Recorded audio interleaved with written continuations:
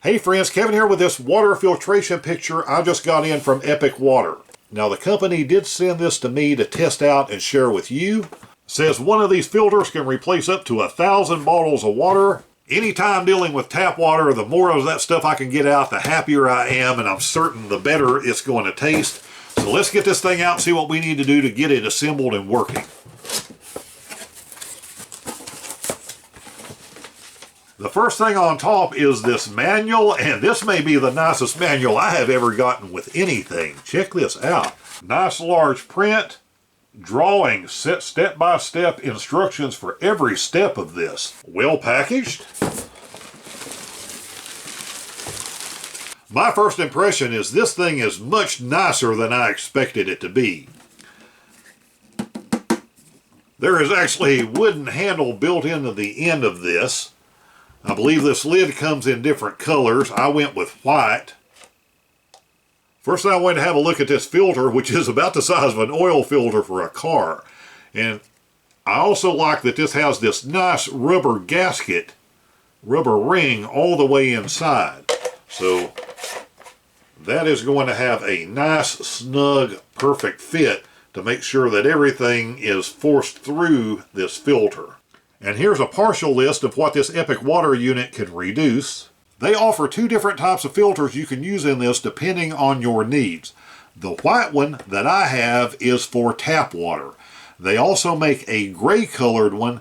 That one is for well water. And just a quick tip for you, if it seems like this lid is not going on right, it is going to be because you have this internal reservoir turned around the wrong way.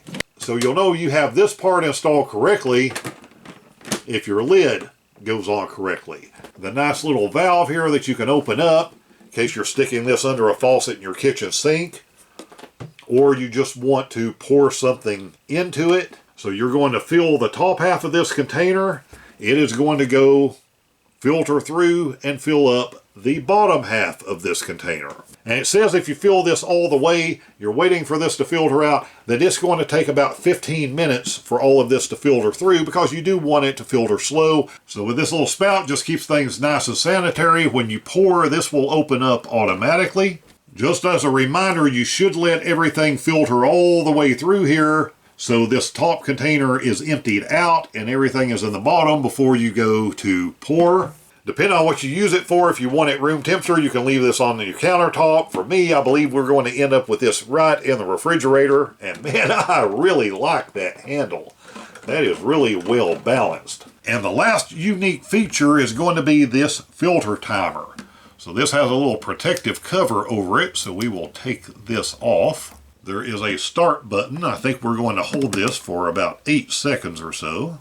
And this is a 90-day countdown timer. You can see that it is on 90 days. So as time goes on, this should count down every day. That way, anytime you pull this out, you are going to have a reminder of the filter life and when to change it. And when you do change the filter, then you just press that again for 8 seconds and that will reset everything. So good and simple. And I don't like flashy things and gizmos just for the sake of having flashy things and gizmos, but this, as a reminder, countdown reminder, this is actually really helpful. So I do like this handle. I like this build quality overall. But the only thing I really care about, and probably that you care about, is how well this thing is going to function. Does it do what it says it will do? So let's go find out.